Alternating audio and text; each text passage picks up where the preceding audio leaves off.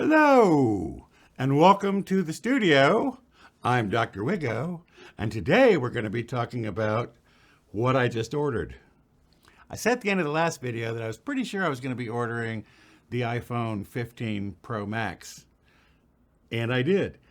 But there's a story, which, by the way, I will tell you after I tell you about the one I ordered.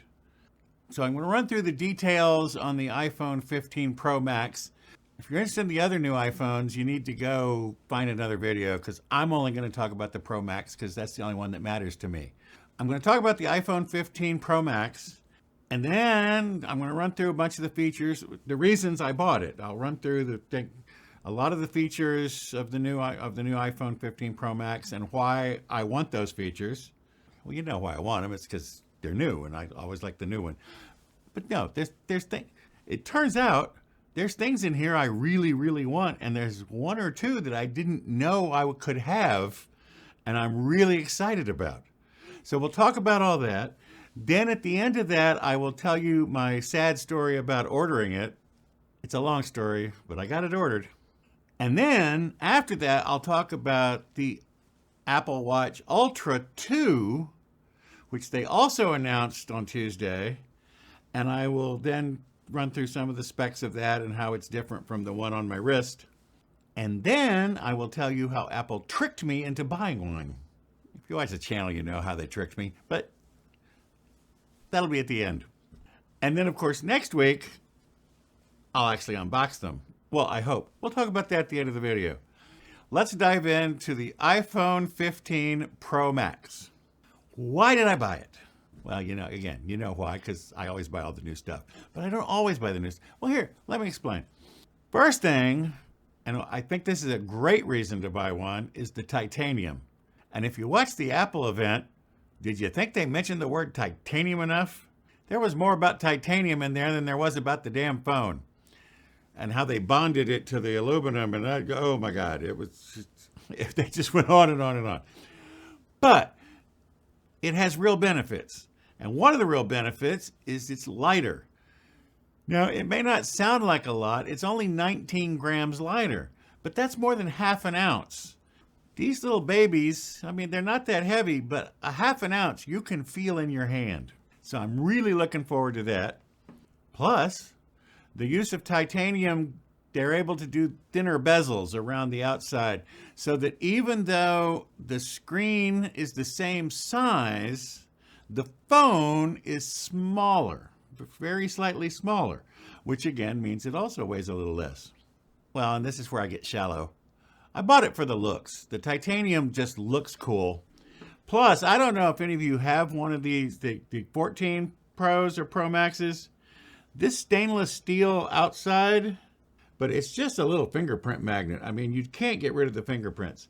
And apparently, from all the videos I've watched of people who actually held the iPhone 15 Pro and Pro Max, it's brushed so it doesn't pick up fingerprints, anything like that. In fact, you don't really see fingerprints at all. The real reason they, of course, did the brushed titanium is so that you won't notice all the little scratches and chips, because titanium scratches and chips, but you won't notice because it's all brushed. Now, the second reason I wanted this phone was for the processor. This is the first 3nm process chip in a phone ever, and it will be for a while because Apple has bought up all of TSMC's output for like the next year and a half, so they won't be able to make them for anybody else. So it'll only be the iPhone Pros. That small process lets them have 19 billion transistors, which seems like a lot. It's still only a 6-core processor, but the power cores are 10% faster, and the efficiency cores are supposedly a little bit faster. But more importantly, the neural engine, which handles sensor readings and all that stuff, and I'm not sure what it does, it's neural. What does that mean? It's the brain. The neural engine is twice as fast as the previous and will do 35 trillion operations per second. You know, I've been working with computers for most of my life, and man, 35 trillion is just unbelievable. It also has a 20% faster 6-core GPU. So everything on the A17 Pro is faster. 10%, double, 20%, it's all faster. But, and here's the thing I didn't know it had that I'm so excited about. Up in the corner of the processor, they have a little bitty USB 3.0 controller, which means that the new USB-C port, which is another reason I wanted it, I haven't used lightning cables in forever, but it allows USB 3 speeds of 10 gigabits per second. You remember these guys? These are my little NVMe drives that I put in enclosures for working with the Mac.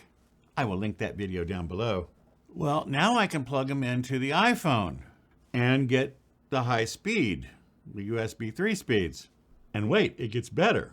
I'm going to talk about the cameras in a minute, but the cameras will now can record to these. So if you're shooting 4K 60 video, these are 2 terabytes each. So I've got 4 terabytes of external storage for shooting video on the phone, which, by the way, I've never done before, but I have a feeling I'm going to be doing it with this phone. Speaking of the cameras, the main camera is still a 48 megapixel. I think that was the same as last year. f1.78, that's a lot of light getting to that sensor. Last year, that 48 megapixel sensor was quad bend, so you actually only got 12 megapixel pictures out of the phone. Yeah, not anymore. Now you're more likely you're going to get 24, and in some cases 48 megapixels. And they put this cool little, I don't know how they do it. The standard focal distance for the lens on the main camera is 24 millimeters. But there's a little button in the camera app, and you can change that to 28 millimeters or 35 millimeters. So it's kind of like a zoom, but it's not digital. It's cropping the sensor and doing. Go watch somebody else's video that knows more about cameras. I'm still excited, but I don't know what I'm talking about. Then they have the new 5-time zoom. It's a 12 megapixel sensor. But it's f2.8, so it lets a fair amount of light in, and it does this, they call it a tetraprism. The light gets bent 4 times on its way to the sensor, and the sensor has stabilization, not just this way, horizontal and vertical, but also depth. So it's a 3D stabilization. So the sensor will move around if you're not holding your phone steady. That's pretty cool. There's also a little ultra-wide 12 megapixel camera, which is f2.2, which again lets in a fair amount of light. And it's 13 millimeter focal distance. So this is for your macro type shots and ultra-wide stuff.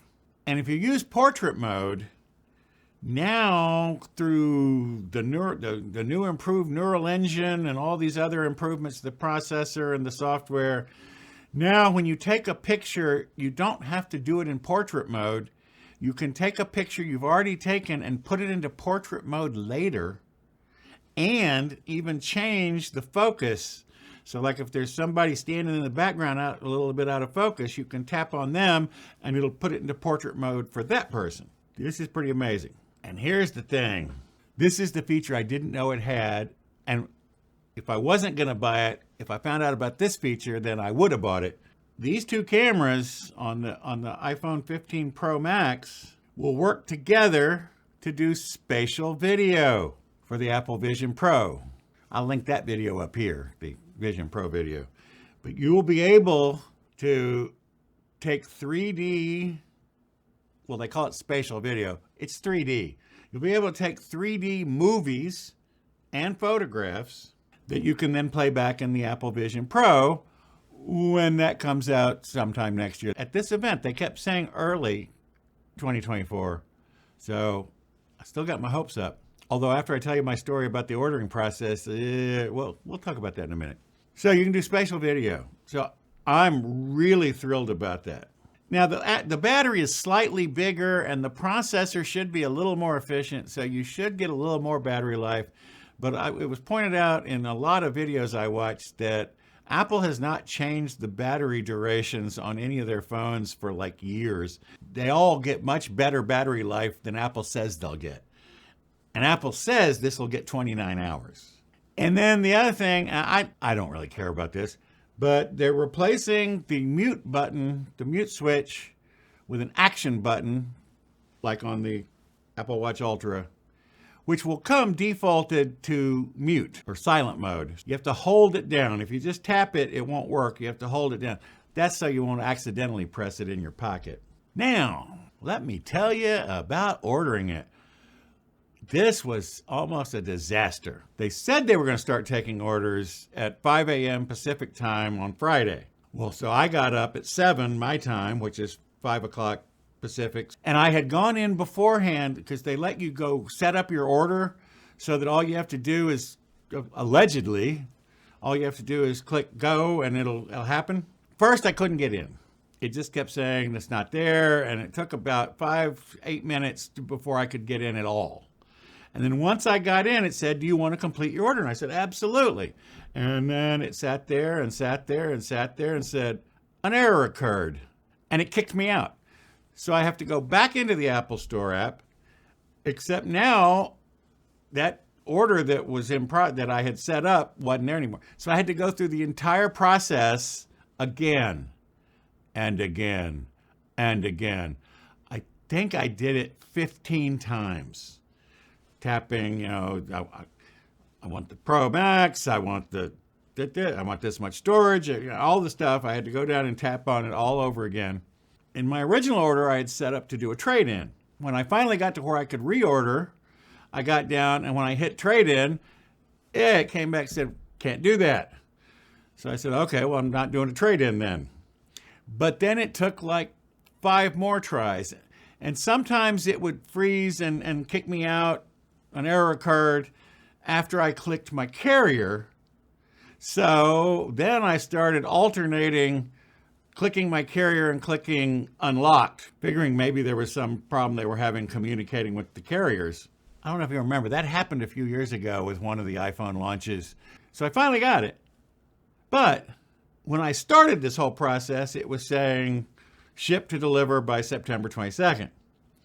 By the time I got it where it was where it went through far enough where it looked like I was going to actually place the order, it had slipped to October 4th. So it had slipped 2 weeks already. But it still showed I could pick it up at the Apple Store on the 22nd. So I clicked that and it went through. So now I have to wake up next Friday morning, not that early. I think my appointment's like 9:45 something.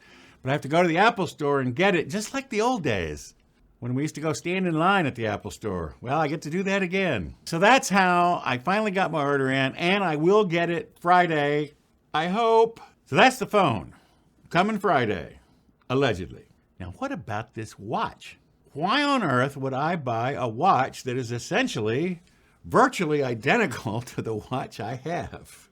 It's not completely identical. It has a new processor, the S9 SIP, system in package, with 5.6 billion transistors. The GPU is 30% faster, so it is a better processor. The neural engine is 4 cores, which are is twice as fast as on this guy. And by the way, all of that combines for on-device Siri so that it doesn't, you don't, like when you ask it, what your blood pressure is, it doesn't have to go to the internet and then come back to tell you what is on the watch. Things on the watch, it can just tell you if you can get Siri to work. But that's a whole nother story for another video someday. The other cool thing that all this new processor stuff enables is what they call precision finding. You don't just hit a button and your phone dings and you walk around trying to figure out where it is. Now it will show you on the watch how far away you are, and it will like change colors as you're getting close. It'll like warmer, warmer, you're getting warmer, you're getting warmer. There it is, it's right there in front of you. That's pretty cool. Another improvement, not worth an upgrade, 3000 nits.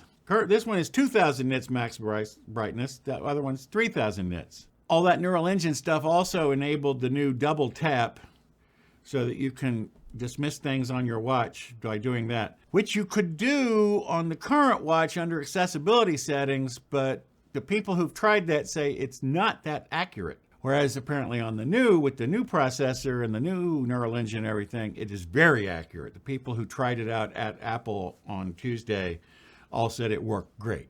So how did Apple trick me? Tell you how they tricked me. I'm watching the event, and they start talking about the watch. And in the thing, it says you can pre-order today. That was on Tuesday. Well, I was watching the event like a little delayed, so I picked up my iPad, went to the Apple store, and sure enough, you could order them. So I did. They had just shown me all the videos and everything, and they got me excited. If you watch the channel, you know I'm very suggestible. Well, by letting me order it right then and there. Now, if I had to wait and do that on Friday morning, like I did with the phone, I probably wouldn't have bought one, because I would have had several days to go, well, that's a lot of money for a watch that's not that much more capable than the one I've got. So I'd be kind of wasting my money. But I've already wasted my money, so... Well, what does that mean for the future? The future, Conan? I'll tell you what it means. It means next week's video, if all goes according to plan, will be a double unboxing. I will be unboxing the new Apple Watch Ultra 2 and the new iPhone 15 Pro Max. So I'm pretty damn excited. The phone I'm really excited about. I'm especially excited about spatial video. It's 3D. And of course, it's going to be pretty. Although I will miss my purple. By the way, I don't know. Apparently titanium is a lot hard to colorize. So blue, a kind of a dark blue is the only real color. I forgot to tell you, I ordered mine in natural titanium. Because see, then it'll match the watch. So that's my story of how I barely was able to order a phone. Oh, and if you go look now, I believe to order a Pro Max, a 15 Pro Max, the shipping dates are in November. So they've already gone back like almost 2 months. Glad I got my order in. That's what I did this week. I spent Tuesday watching the event and ordering a watch that I didn't need. And then I spent Friday morning, a good part of the morning, trying to place an order that should have gone like clockwork, but of course it didn't. And I've seen other videos. Apparently I was not alone. But I got my order in. I'm going to go pick it up on Friday. So if I have both of them on Friday, I can have a video ready for you next Sunday. That's it for this one.